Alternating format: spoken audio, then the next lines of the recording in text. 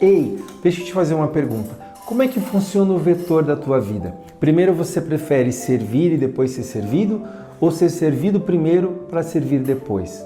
Essa pergunta tem duas bases bíblicas importantíssimas para a gente, para uma aplicação prática. A primeira delas está em Mateus, capítulo de número 6, quando Jesus diz, olha, em primeiro lugar, busquem o reino de Deus e a sua justiça, e todas as demais coisas vos serão acrescentadas. Já em Lucas, no capítulo de número 5, nós vemos uma situação muito interessante. Jesus estava passeando por meio da multidão e ele queria pregar para aquele povo. O problema é que muitos que estavam ao seu redor começavam a empurrar, todos queriam tocá-lo, e Jesus pensou, eu não vou conseguir pregar dessa forma.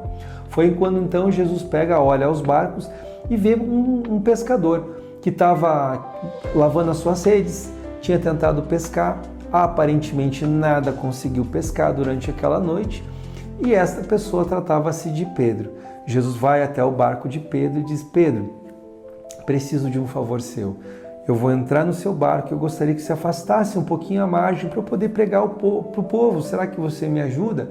E Pedro então olha ali, diz, não, entra aqui então, eu te dou essa carona, te deixo esse lugar para você poder pregar tranquilamente. Foi então quando Jesus sobe no barco, prega para aquela multidão. Ao terminar, a multidão já estava indo para sua casa, Jesus olha para Pedro, agradece e diz, escuta, eu vejo que vocês nada pegaram, certo? E Pedro confirmou, de fato, não pegamos nada, passamos a noite inteira e nada apanhamos.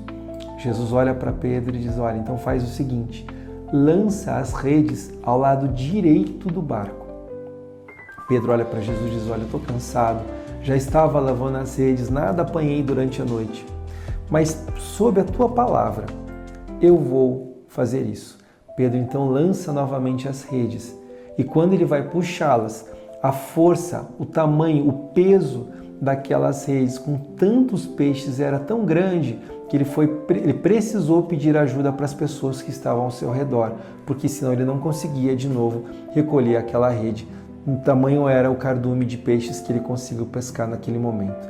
Talvez tenha sido a noite do maior faturamento da empresa de Pedro, quando ele obedeceu às palavras do Senhor Jesus.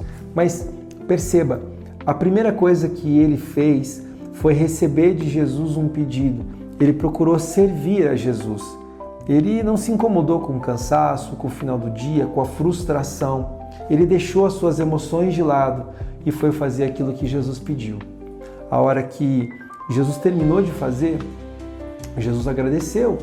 Em tese, trabalho, missão dada, missão cumprida. E aquele momento é quando Jesus então dá a palavra e dá a direção do que Pedro deveria fazer. Ou seja, Pedro, ele primeiro se preocupou em servir ao Senhor, para depois ser servido. Nada daquilo que você faz para o Senhor deixará de ser retribuído.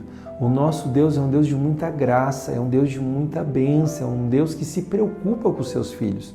Tenha certeza, muitas vezes talvez você esteja cansado, decepcionado, entristecido, serão justamente nesses dias que pessoas vão te ligar pedindo uma palavra de conforto, de ânimo, e você tem duas opções.